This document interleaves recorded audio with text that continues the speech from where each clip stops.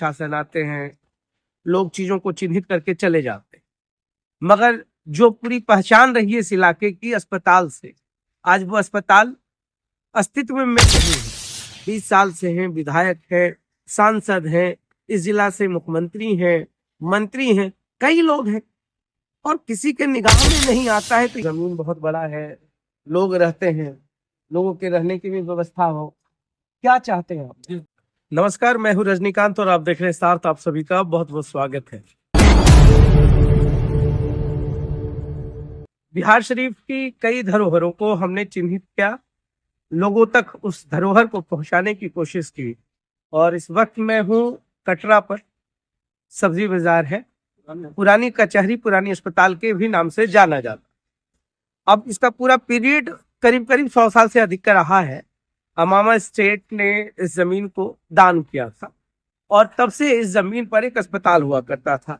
आसपास के कई इलाकों के लोग यहाँ पर इलाज कराने आते थे, और सदर अस्पताल संभवतः 1972 के आसपास यहाँ से जब वहां पर बन गया तो फिर इसको बंद कर दिया गया। कुछ दिनों तक बीएमपी कैंप भी रहा बहुत सारी जमीनों पर। अभी आप देख सकते हैं कि पूरी स्थिति क्या है, पूरा नजारा क्या है।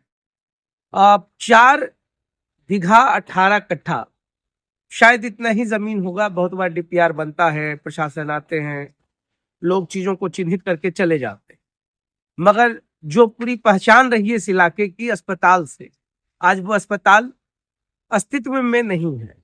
लोग से भी जानेंगे इस पुरानी कचहरी, पुरानी अस्पताल का इतिहास क्या रहा है। मगर मैं एक बार आपको पूरा इलाका दिखा दूं तो ये काफी पुराना है, जगह काफी पुराना है। दोनों तरफ से ये, अगर आप सिर्फ बात करें महल पर, खंडक पर, कटरा पर, सब्जी बाजार, बड़ी दरगाह, ना जाने कई मोहल्ले के लोग यहाँ पर इलाज कराने के लिए आते थे। लोग भी चाहते हैं कि इतना बड़ा कैंपस है तो कम से कम इस जगह पर कुछ ऐसा निर्माण हो जिससे आने वाली पीढ़ी को कुछ नया मिल सके। ये बहुत पुराने हैं, यहाँ पर इनसे बात करेंगे। क्या नाम हुआ आपका? परमेश्वर सिंह। परमेश्वर सिंह। ये कब से आप यहाँ पर देख रहे हैं इन तमाम चीजों को? पहले बाबूजी हॉस्पिटल में रहा करते थे और वो रिटायर हो गए। रिटायर होने के बाद 30 जून 1986 में वो रिटायर हो गए, और उन्हीं के साथ तब से आज तक है यही जी। और बाबूजी गुजर गए, नौकरी भी खत्म हो गया। ये जो इलाका था पहले सब्जी बाजार में, ये कचहरी अस्पताल के नाम से जाना जाता है, पुरानी हॉस्पिटल के नाम से जाना जाए। पुरानी अस्पताल। तो आप मतलब कि इसका थोड़ा सा इतिहास बताइए, कब ये अस्तित्व में था और कब अस्तित्व से खत्म हो गया अस्पताल? देखिए, बाबूजी पहले मेरा आईडीएस हॉस्पिटल में थे। जब उनका बदली हुआ, वो 70 में यहाँ चले आए, तो यहाँ हॉस्पिटल नहीं बल्कि पहाड़ी पर ज्वाइनिंग की। आज ये हॉस्पिटल खाली था। नया जब बना वो वहीं बदली हो गए पहाड़ी पर। अच्छा, वहां पर कुछ और भी लोग हैं, इनसे भी बात कर लेते हैं। आप तो लोकल होंगे यहाँ पर के, स्थानीय लोग हैं। क्या कुछ चाहते हैं? अब इस अस्पताल तो अब रहा नहीं, ये जमीन बहुत बड़ा है, लोग रहते हैं, लोगों के रहने की भी व्यवस्था हो। क्या चाहते हैं आप? जिस ढंग से इतना जमीन है खास के नगर निगम क्षेत्र में और बीच शहर में, तो सरकार के भी एटलीस्ट होना चाहिए इस योग की। अगर ये हॉस्पिटल है तो मान लीजिए बड़ा हॉस्पिटल नहीं बनेगा, मगर निजी हॉस्पिटल या मिनी हॉस्पिटल तो बन सकता है, जहाँ घनी आबादी भी है और स्लम एरिया भी है। उसके हिसाब से सरकार भी स्लम एरिया पर ज्यादा ध्यान दे रही है, तो ज्यादा बेटर रहेगा कि मिनी हॉस्पिटल अगर बन जाता है तो गरीब जो भी इस टाइप का है वहां से हॉस्पिटल से नजदीक ये पड़ता है, उनको इलाज के लिए सुविधा ये हो। बहुत बार में भी दिक्कत परेशानी है, गाड़ी मिला ना मिला, बहुत बार नगर निगम क्षेत्र से जैसे नगर आयुक्त आते हैं और भी पदाधिकारी, एसडीओ वगैरह, डीएम वगैरह आते हैं, उसके डीपीआर भी तैयार, बहुत सुने हैं ऐसा कि डीपीआर भी तैयार हुआ है, और कौन फाइल में दब जाता है, क्या होता है, ये तो हम लोग को नहीं पता है। मगर इतना जानते हैं कि निरीक्षण करने के लिए लोग आते हैं, उसके बाद में भी वो यथावत है, अभी तक यथावत है। स्थानीय लोग के सहयोग से ये टीओपी भी बना है, जिसको कटरा टीओपी के नाम से जाना जाता है। कुछ समाज सेवी यहाँ के रहे जिन्होंने पूरा दान किया, पूरे अपने योगदान से इस टीओपी को खड़ा करने में उनकी भूमिका रही है। जो स्लम बस्ती की बात होती है, मुझे लगता है कि अगर मिनी अस्पताल या पुस्तकालय या कुछ ऐसा चीज जिससे इस पूरे इलाके का एक जीर्णोद्धार हो सकता है, जो लोग रह रहे हैं, आवास की व्यवस्था हो सकती है, मिनी अस्पताल भी बन सकता है, तो इस पूरे धरोहर को बचाने की कवायद या तो सरकार करे या प्रशासन करे, मगर इसको व्यवस्थित करे। काफी बड़ा इलाका है और इस इलाके में बहुत कुछ हो सकता है।